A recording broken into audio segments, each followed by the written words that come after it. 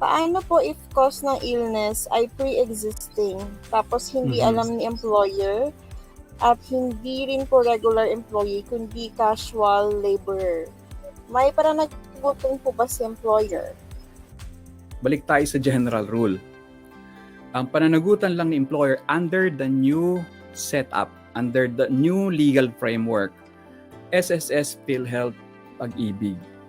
May additional pananagutan lang si employer kung negligent or at fault si employer. Pre-existing condition.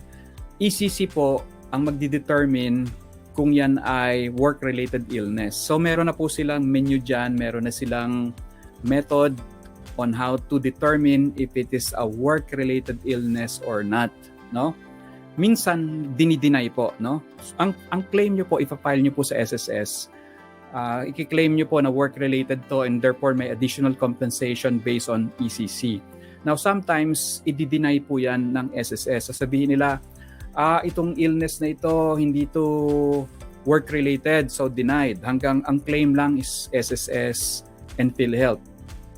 I-deny yung ECC claim. Pwede pong i-appeal yan.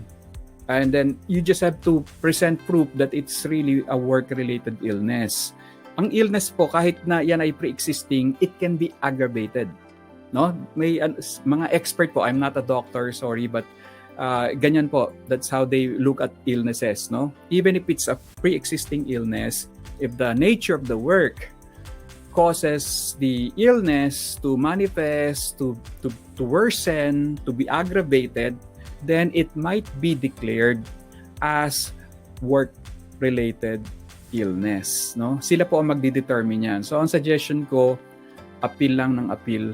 Pero, yon, kung hindi totally hindi alam ni employer and then compliant naman siya sa work, sa occupational safety and health standards, hanggang doon lang po ang obligation niya. Now, baka magtanong po kayo ito. I think hindi ko to na-discuss, no? Ano po ba ang mga occupational safety and health standards na kailangang sagot ni employer? Aside from having a committee, aside from having safety officers, aside from having health personnel like first aider, kailangan rin po ang mga employers ay ready to provide emergency assistance, no?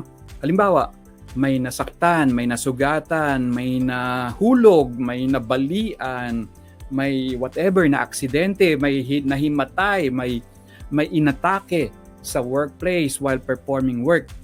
Part of the occupational safety and health standards of every establishment is first aid and emergency support and assistance. So pag sinabi nating emergency support and assistance, required po yan na meron kayong first aider.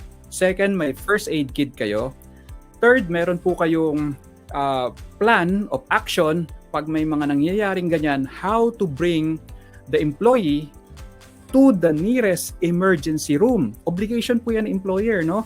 Whether by ambulance, whether by company vehicle, whether by magtatawag kayo ng taxi or whatever, public utility vehicle, dapat po ready yan. Part of the plan, no? Kasama po dapat yan sa programs and policies nyo. How to deal with emergency situation. Naka-in place na po yan, matic na po yan, automatic, and sometimes dapat meron kayong mga emergency drills. So, dadalhin nyo sa nearest emergency room. Lahat po ng expenses ng employee sa emergency room, sagot po ni employer yon, because that's part of the emergency medical assistance, no? So, from first aid to emergency room and all expenses in the emergency room, sagot po yan ng employer. Demandable po yan. It's a legal obligation, hindi po yan moral obligation. However, once the employee is already out of the emergency room, yan na po, no? Tapos na po yung legal obligation ni employer dyan. Kung siya ay innocent, kung si employer ay innocent or wala siyang violation sa occupational safety and health standards, hanggang dun lang po ang sagot ni employer up to emergency room expenses.